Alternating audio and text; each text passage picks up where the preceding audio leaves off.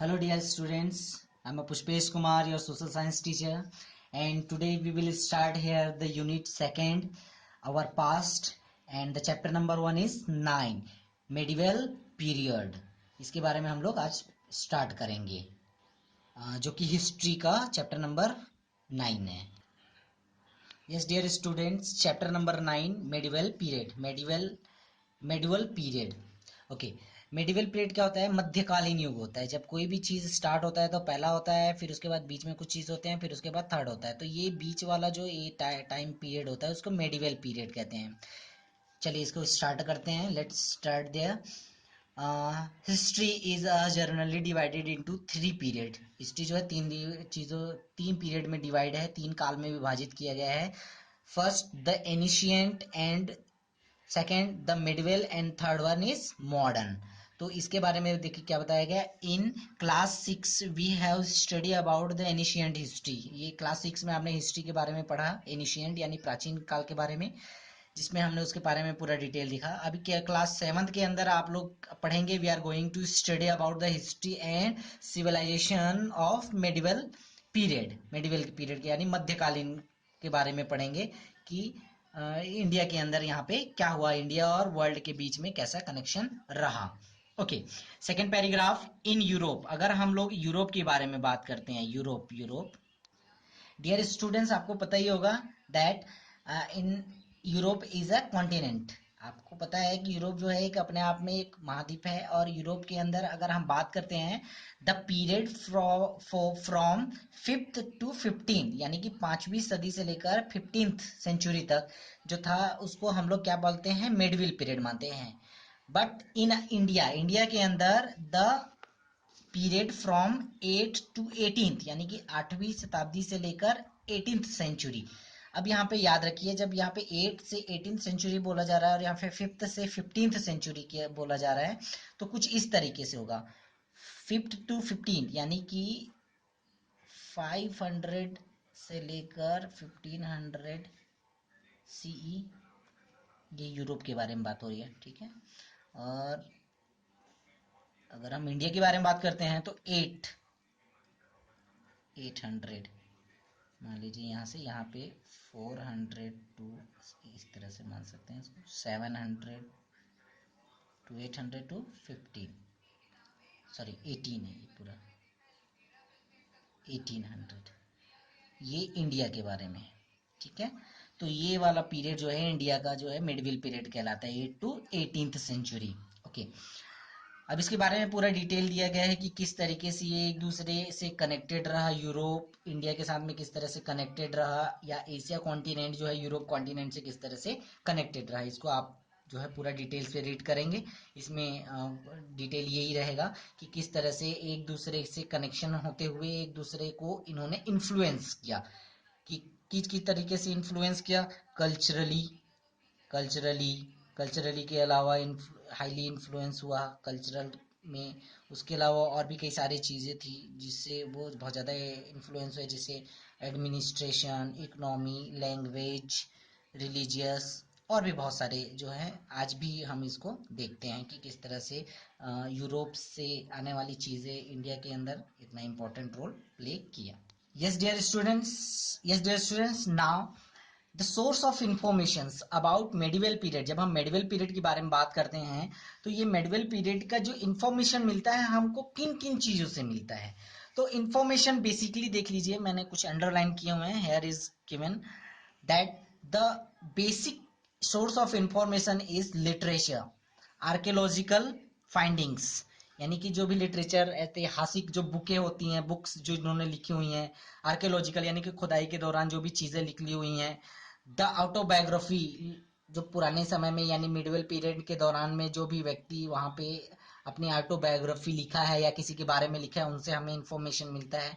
जैसे एग्जाम्पल दिया हुआ है, Prithviraj Raso written by the Chandra Bardai throws light on the administration and the life of the people in North India during the regime of Prithviraj Chauhan, यानी कि पृथ्वीराज चौहान के समय में नॉर्थ इंडिया के अंदर कैसा सब चीज चल रहा था, वहां का एडमिनिस्ट्रेशन कैसा था, वहां का लोगों का सोशल स्ट्रक्चर कैसा था, इन सब चीजों के बारे में जब हम डिटेल देखते हैं तो ये हमें कहाँ से मिलता है, ऑटोबायोग्राफी। तो ये सब चीजें सोर्स ऑफ इंफॉर्मेशन है। Then after source of information और क्या क्या हो सकते हैं और क्या क्या चीजें हैं, देखिए यहाँ पे दिखा है, मुस्लिम जो रूलर्स थे इंडिया के अंदर आए थे, उन्होंने भी इनकरेज किया सबसे ज्यादा राइटिंग को, और हिस्टोरिकल अकाउंट्स बनाए कि कौन कहाँ जा रहा है आ रहा है उसके बारे में। जैसे तहकीक हिंद अल बरूनी ने लिखा था, उसके बाद आईने अकबरी एक ऑटोबायोग्राफी थे अकबर का, अबुल फजल ने लिखा, एक्सेट्रा। ये भी बहुत सारी चीजें हैं। Okay, now the next source of information is travel account.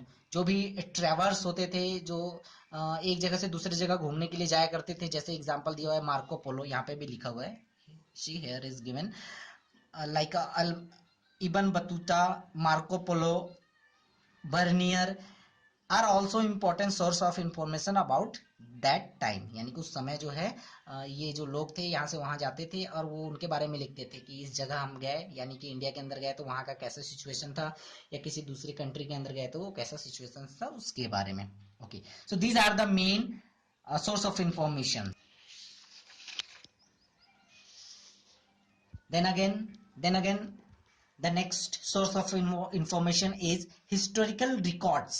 Historical records क्या होता है, जब कोई भी चीजें होती हैं, जैसे मान लीजिए मेडिवल पीरियड के दौरान या टाइम पे जितने भी किंग्स थे, राजा, किंगडम्स थे, वो अपने पूरे डिटेल जो है एक रिकॉर्ड रखते थे रिटर्न में। तो वो रिटर्न चीजें हैं, that return things also important historical records, and this is also source of information about the medieval period। Yeah, dear student, here is also given something, thought manuscript provide a lot of useful information to histories। यानी कि जो manuscript होता है, manuscript जान रहे हो आप लोग, मैन्यूस्क्रिप्ट वो चीजें होती हैं जो कि लिखी हुई चीजें होती हैं, किनमें जो कॉपर की चीजें होती है, 6 क्लास में आप लोगों ने पढ़ा होगा मनी व्हाट इज मैन्यूस्क्रिप्ट, ठीक है। तो वो सब चीजें हैं जो इंफॉर्मेशन रूलर्स के द्वारा जो थे, वो जो है वो इंफॉर्मेशन बहुत ज़्यादा इंपॉर्टेंट है। सो बेसिकली यही इंपॉर्टेंट है इसमें जो कि मैंने आपको बताया, सोर्स ऑफ इंफॉर्मेशन। इसके लिए आप जो है आप एक स्टडी कीजिए, आप इस पूरे चैप्टर को अच्छे से रीड कीजिएगा, आपको समझ में आएगा इसके बारे में।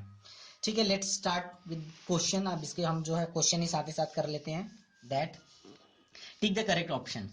So here is given, the first one is the period from 8th to 18th century CE is India is known as medieval period। C option रहेगा। Second, Prithviraj Raso was written by Chand Bardai, ठीक है ना, वहां पे हमने अभी बताया ना Chand Bardai.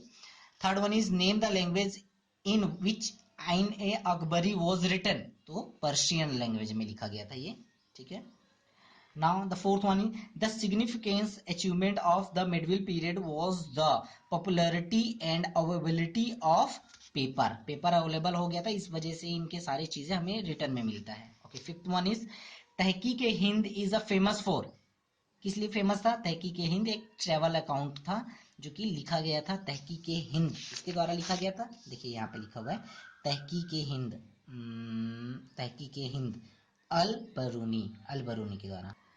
Yes dear student, now match the following, match the following करते हैं हम लोग। देखिए पुराण फर्स्ट, तो पुराण इज अ बुक, ठीक है, ये आएगा मैच द कॉलम में।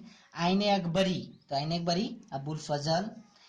इंस्क्रिप्शंस, इंस्क्रिप्शन क्या होता है, इंस्क्रिप्शन होता है source of information. Marco Polo, Marco Polo a foreign visitor, एक फॉरेन विजिटर था, वो बाहर से देश से आने वाला घूमने वाला व्यक्ति था, जो पूरा डिटेल लिखता था कि कौन से देश में कैसा सोशल स्ट्रक्चर है, कैसा सब चीज, इकोनॉमी कंडीशन है, सब चीज। Okay, now the fifth one execution. Execution क्या होता है, डिगिंग अंडरग्राउंड, यानी कि जब जब कोई चीज खुदाई करके जब कोई भी चीज निकलता है, जैसे कोई भी चीज हम बोल सकते हैं, जैसे book, travel account and many things, this is called एग्जीक्वेशन।